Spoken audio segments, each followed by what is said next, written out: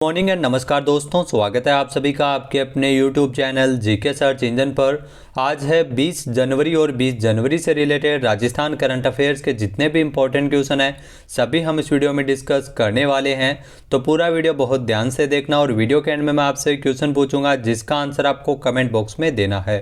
कल के वीडियो में मैंने आपसे क्वेश्चन पूछा था जो था निजी क्षेत्र की दूरसंचार कंपनी भारती एयरटेल ने राजस्थान के किस शहर में 5G इंटरनेट सेवाएं 17 जनवरी से शुरू की है। तो जयपुर, उदयपुर और कोटा इन तीनों ही शहरों में 5G इंटरनेट सेवाएं हैं वो एयरटेल के द्वारा 17 जनवरी से शुरू की गई है, यानी कि डी ऑप्शन इसका बिल्कुल सही था। जिन दोस्तों ने डी ऑप्शन कमेंट बॉक्स में सही जवाब दिया था उनको हार्दिक शुभकामनाएं। निजी क्षेत्र की दूरसंचार कंपनी भारती एयरटेल ने राजस्थान की राजधानी जयपुर सहित 3 शहरों से अपनी 5G इंटरनेट सेवाएं हैं वो 17 जनवरी से शुरू की है, जिसमें जयपुर, उदयपुर और कोटा में अत्याधुनिक 5G सेवाएं हैं जो 5G प्लस की सेवा एयरटेल के द्वारा शुरू की गई है। 5G अनुकूल उपकरण वाले ग्राहक बिना किसी अतिरिक्त शुल्क के, जी हाँ, बिना किसी अतिरिक्त शुल्क के तेज एयरटेल 5G प्लस नेटवर्क का उपयोग अब कर सकते हैं इन 3 शहरों में। जैसे जैसे कंपनी के द्वारा नेटवर्क का निर्माण कार्य पूरा किया जाएगा, एयरटेल 5G प्लस सेवाएं चरणबद्ध तरीके से दूसरे ग्राहकों के लिए भी उपलब्ध रहेगी। इससे पहले भी जियो के द्वारा राजस्थान के जयपुर, जोधपुर और उदयपुर में भी 5G सेवाओं की शुरुआत सीएम अशोक गहलोत के द्वारा की गई थी। तो चलिए स्टार्ट करते हैं आज के करंट अफेयर्स। पहला क्वेश्चन है, दिव्यांगजनों हेतु राजस्थान में प्रथम कंपोजिट रीजनल सेंटर की स्थापना कहाँ की जाएगी। तो दिव्यांगजनों के लिए राजस्थान में प्रथम कंपोजिट रीजनल सेंटर की स्थापना की जाएगी जामडोली, जयपुर में, यानी कि बी ऑप्शन इस क्वेश्चन का बिल्कुल सही है।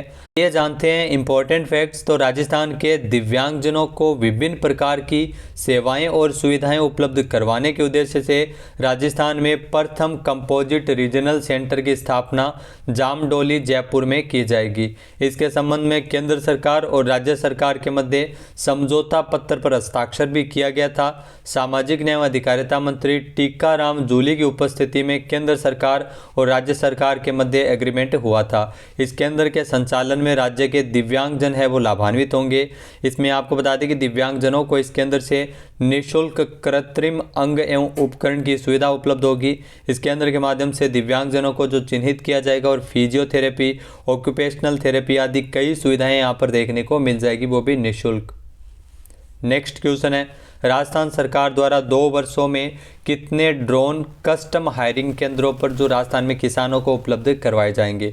तो आपको बता दें कि राजस्थान सरकार द्वारा इसमें 1500 ड्रोन है वो अगले 2 वर्षों में कस्टम हायरिंग केंद्रों के माध्यम से किसानों को उपलब्ध करवाए जाएंगे, यानी कि ए ऑप्शन इसका बिल्कुल सही है। आइए जानते हैं इंपॉर्टेंट फैक्ट्स। तो कृषि विभाग की ओर से जिसमें 12 जनवरी को जोशीवास गांव जोबनेर में राज्य स्तरीय ड्रोन तकनीक का सजीव प्रदर्शन जो कृषि मंत्री लालचंद कटारिया की अध्यक्षता में आयोजित किया गया था। कृषि मंत्री के मुताबिक राज्य सरकार द्वारा अगले 2 वर्षों में 1500 ड्रोन है वो कस्टम हायरिंग केंद्रों को उपलब्ध करवाए जाएंगे, जिसके माध्यम से कस्टम हायरिंग केंद्र किसानों को ड्रोन है वो किराए पर इसमें दे सकेंगे। सभी 33 जिलों में एक साथ ड्रोन के माध्यम से रसायनों के छिड़काव का इसमें प्रदर्शन किया गया था 12 जनवरी को। हाल ही में ड्रोन पर अगर बात की जाए तो ड्रोन पर लागत का 40% अधिकतम 4 लाख, साथ ही किसानों को खेतों में जो प्रदर्शन ड्रोन के माध्यम से कीटनाशकों के प्रदर्शन के लिए जो छिड़काव के लिए अधिकतम राशि 6000 रुपये प्रति हेक्टेयर का इसमें अनुदान भी दिया जाएगा। तो ये ध्यान रखना, ड्रोन की लागत का 40% अधिकतम 4 लाख रुपये इसमें अनुदान है वो सरकार के द्वारा दिया जा रहा है। प्रथम चरण में नैनो यूरिया के उपयोग को बढ़ावा देने के लिए ड्रोन का उपयोग है वो इसमें किया जा रहा है। तो सीएम अशोक गहलोत ने बजट में किसानों के लिए महत्वपूर्ण फैसला लिया था, जिसमें ड्रोन के माध्यम से कीटनाशकों के छिड़काव के लिए सरकार द्वारा इसमें ड्रोन है वो खरीदेगी सरकार कीटनाशकों के लिए छिड़काव के लिए, और इसमें सरकार के द्वारा इसमें बजट भी निर्धारित किया गया था। नेक्स्ट क्वेश्चन है, हाल ही में राजस्थान में जयपुर के राजभवन में संविधान पार्क के भ्रमण के लिए ऑनलाइन विजिटर बुकिंग प्रणाली का शुभारंभ किसने किया है। तो राजस्थान के जयपुर के राजभवन में संविधान पार्क का निर्माण किया गया। तो ये आपके लिए महत्वपूर्ण है, और इसके लिए जो ऑनलाइन विजिटर बुकिंग प्रणाली का शुभारंभ किया है कलराज मिश्र जो राजस्थान के राज्यपाल है, यानी कि बी ऑप्शन यहाँ पर बिल्कुल सही है। आइए जानते हैं इंपॉर्टेंट फैक्ट्स। तो राज्यपाल कलराज मिश्र के द्वारा जो जयपुर में 16 जनवरी को जयपुर के राजभवन में संविधान पार्क के भ्रमण के लिए ऑनलाइन विजिटर बुकिंग प्रणाली का बटन दबाकर लोकार्पण किया गया था। राजस्थान के राजभवन में 9 करोड़ 15 लाख रुपए की लागत से संविधान पार्क बनाया गया है, जिसमें जो संविधान बनाने में योगदान देने वाली विभूतियों की प्रतिमाएं भी इस पार्क में लगाई गई है। राजस्थान देश का पहला ऐसा राज्य है जहां आम जन में संवैधानिक जागरूकता लाने के लिए राजभवन में, जी हां, राजभवन में संविधान उद्यान है वो स्थापित किया गया है। 26 जनवरी 2022 को संविधान उद्यान का शिलान्यास है वो राजभवन जयपुर में किया गया था और 3 जनवरी 2023 को राष्ट्रपति द्रौपदी मुर्मू द्वारा इस राजभवन में संविधान पार्क का उद्घाटन भी हुआ था। हर सप्ताह 2 दिन, जिसमें शुक्रवार और शनिवार को संविधान पार्क में आम लोगों को और पर्यटकों को एंट्री दी जाएगी। संविधान पार्क में 50-50 के स्लॉट में विजिटिंग करवाई जाएगी पर्यटकों के लिए। इसमें आपको बता दें कि इसके आम जन के खुलने से इस संविधान पार्क के माध्यम से संविधान से जुड़ी संस्कृति से अधिकाधिक लोग हैं वो प्रत्यक्ष रूप से जुड़ सकेंगे। नेक्स्ट क्वेश्चन है, हाल ही में राजस्थान की राजधानी जयपुर के 4 राजमार्गों पर सैटेलाइट अस्पताल बनाने हेतु कितने करोड़ रुपए स्वीकृत हुए हैं? तो राजस्थान की राजधानी जयपुर के 4 राजमार्गों पर सैटेलाइट अस्पताल बनाने के लिए 100 करोड़ रुपए स्वीकृत किए गए हैं, यानी कि सी ऑप्शन इसका बिल्कुल सही है। आइए जानते हैं इंपॉर्टेंट फैक्ट्स। तो प्रदेश की राजधानी जयपुर के 4 राजमार्गों पर सैटेलाइट अस्पताल बनाए जाएंगे। जी हाँ, जयपुर विकास प्राधिकरण ने इसके लिए 100 करोड़ रुपए की प्रशासनिक एवं वित्तीय स्वीकृति जारी कर दी है। मुख्यमंत्री अशोक गहलोत ने यह अस्पताल बनाए जाने की घोषणा भी की थी। यह अस्पताल अजमेर रोड पर बालमुकुंदपुरा और दिल्ली रोड पर अचरोल और आगरा रोड पर कानोता और टोंक रोड पर चाकसू तहसील के शिवदासपुरा में बनाए जाएंगे। तो 4 राजमार्गों पर सैटेलाइट अस्पताल है वो बनाए जा रहे हैं और इसके लिए 100 करोड़ रुपए की स्वीकृति जयपुर विकास प्राधिकरण ने दी है। सैटेलाइट स्वास्थ्य देखभाल सुविधा जो आमतौर पर एक बड़े संस्थान के तत्वावधान में संचालित होती है, लेकिन बड़े स्वास्थ्य केंद्र से कुछ ही दूरी पर ये सैटेलाइट अस्पताल बनाए जाते हैं। नेक्स्ट है, हाल ही में आयोजित 34वीं फेडरेशन कप हैंडबॉल चैंपियनशिप में राजस्थान की महिला वर्ग की टीम ने किसे हराकर चैंपियनशिप जीत ली है? तो हाल ही में जो राजस्थान की महिला वर्ग की टीम ने 34वीं फेडरेशन कप हैंडबॉल चैंपियनशिप में हरियाणा को हराते हुए चैंपियनशिप जीता है, यानी कि ए ऑप्शन इसका बिल्कुल सही है। आइए जानते हैं इंपॉर्टेंट फैक्ट्स। तो राजस्थान राज्य हैंडबॉल संघ एवं कृपा बाबा हैंडबॉल अकादमी द्वारा महावीर जी करौली में इस प्रतियोगिता का आयोजन किया गया था, 34वीं फेडरेशन कप हैंडबॉल चैंपियनशिप, जिसमें राजस्थान की महिलाओं ने जीत दर्ज की है, चैंपियन बनी है। मेजबान राजस्थान की महिला वर्ग की टीम ने 34वीं फेडरेशन कप हैंडबॉल चैंपियनशिप में हरियाणा को खिताबी मुकाबले में 23-22 से हराते हुए जीत दर्ज की है। फेडरेशन कप में राजस्थान की महिलाओं ने जो पहली बार मेडल जीता है। इसके अलावा राजस्थान के जो पुरुष वर्ग की टीम इस चैंपियनशिप में संयुक्त रूप से पंजाब के साथ तीसरे पायदान पर रही थी। पुरुषों का खिताब भारतीय रेलवे ने सर्विसेज को 35-25 और 17-11 के अंतराल से हराते हुए जीता है। राजस्थान स्टेट हैंडबॉल एसोसिएशन के अध्यक्ष है हरीश धनदेव। नेक्स्ट क्वेश्चन है, संयुक्त राज्य अमेरिका में 10वें वार्षिक ग्लोबल वुमेन फेस्टिवल 2022 में राजस्थान की किस महिला को सम्मानित किया गया था? तो राजस्थान की डॉक्टर रूमा देवी को इसमें नवाजा गया था, यानी कि ए ऑप्शन इसका बिल्कुल सही पुरस्कार से नवाजा गया था। 10वें वार्षिक ग्लोबल वुमेन फेस्टिवल 2022 तो अमेरिका में ये पुरस्कार इनको मिला था। रूमा देवी का संबंध है वो बाड़मेर से है। कशीदा कारी के लिए प्रसिद्ध है रूमा देवी। इसके अलावा आपको बता दें कि जो महिला सशक्तिकरण के क्षेत्र में इंटरनेशनल लेवल पर कार्य करने पर संयुक्त राज्य अमेरिका के संस्थान एम्पावरिंग की तरफ से डॉक्टर रूमा देवी का सम्मान किया गया था। रूमा देवी बाड़मेर जो राजस्थान में एक समाज सेविका और भारतीय पारंपरिक हस्तकला कारीगर है।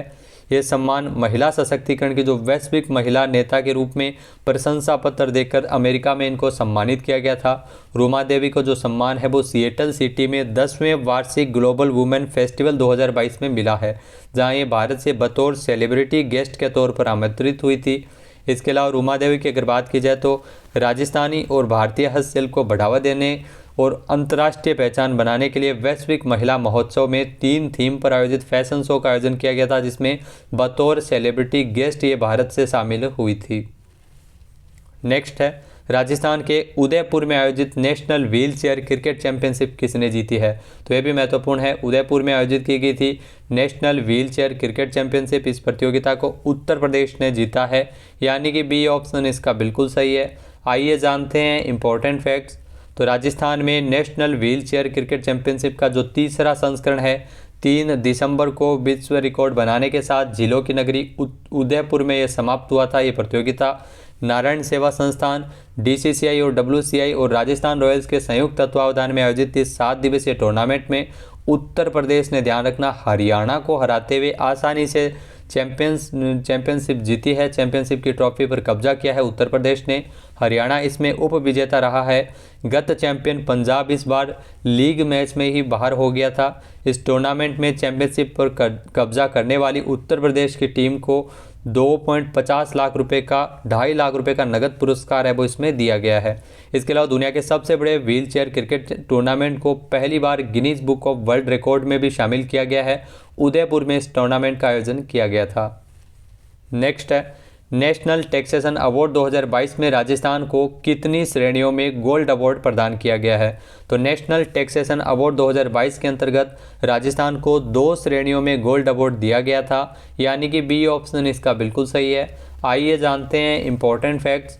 तो नेशनल टैक्सेशन अवार्ड 2022 की घोषणा करते हुए राजस्थान सरकार को कर प्रबंधन में सबसे अधिक सुधारवादी राज्य और SGST वेट कैटेगरी सहित 2 श्रेणियों में गोल्ड अवार्ड प्रदान किया गया था।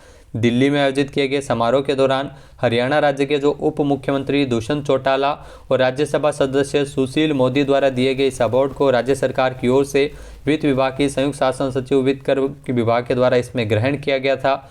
ओडिशा राज्य को इस श्रेणी में रजत पदक और हरियाणा और तमिलनाडु और बिहार को जूरी अवार्ड दिया गया था। राजस्थान सरकार को स्टेट वेट श्रेणी में भी प्रथम स्थान आने पर गोल्ड अवार्ड वो मिला है। नेक्स्ट है हाल ही में जारी ग्लोबल फायर पावर इंडेक्स 2023 में भारत कौन से स्थान पर रहा है। तो ये क्वेश्चन आपके लिए महत्वपूर्ण है। हाल ही में ग्लोबल फायर पावर इंडेक्स 2023 में भारत की 4थी रैंकिंग रही है, यानी कि ए ऑप्शन इसका बिल्कुल सही है। आइए जानते हैं इम्पोर्टेंट फैक्ट्स।